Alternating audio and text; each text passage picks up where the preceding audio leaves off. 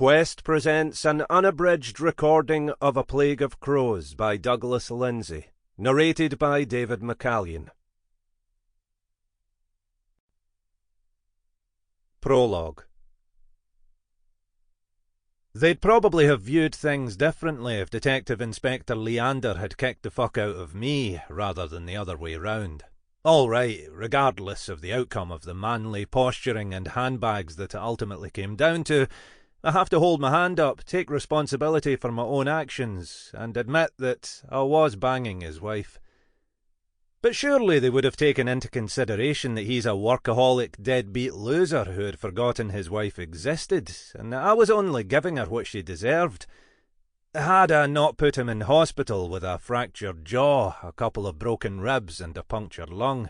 And, you know, people make a lot of the punctured lung, but Jesus, lungs get punctured all the time. Guys puncture lungs when they're playing football and they play on. Break a rib, damn good chance that you'll puncture a lung along with it. God, you've still got another one. How many do you need? He decided not to sue me, which is something for which I am apparently to be grateful. Well, I wouldn't have had to puncture his lung if he hadn't cracked a bottle of wine over my head. Good thing he hits like a girl. He had 7 weeks off sick. That must have been fun around the house, just the two of them. Maggie running after his every need. They must have had some interesting conversations over the breakfast table. Under other circumstances, I might have felt bad when he confronted me about it.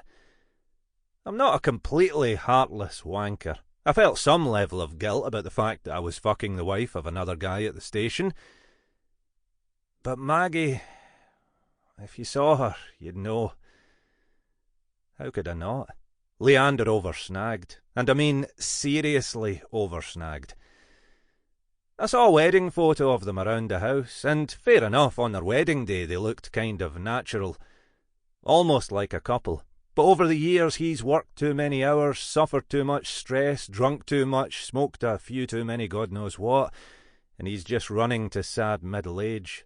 Maggie, on the other hand, is a few years younger, never had kids, works out, doesn't drink, and just keeps getting hotter. I doubt I'm the only one.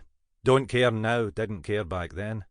Whatever, I was the one Leander found out about. We were both in the whale one night, which was stupid. Don't know what I was doing in there, drinking with all our lot, and getting worse and worse for it. He asks me if I've shagged his wife.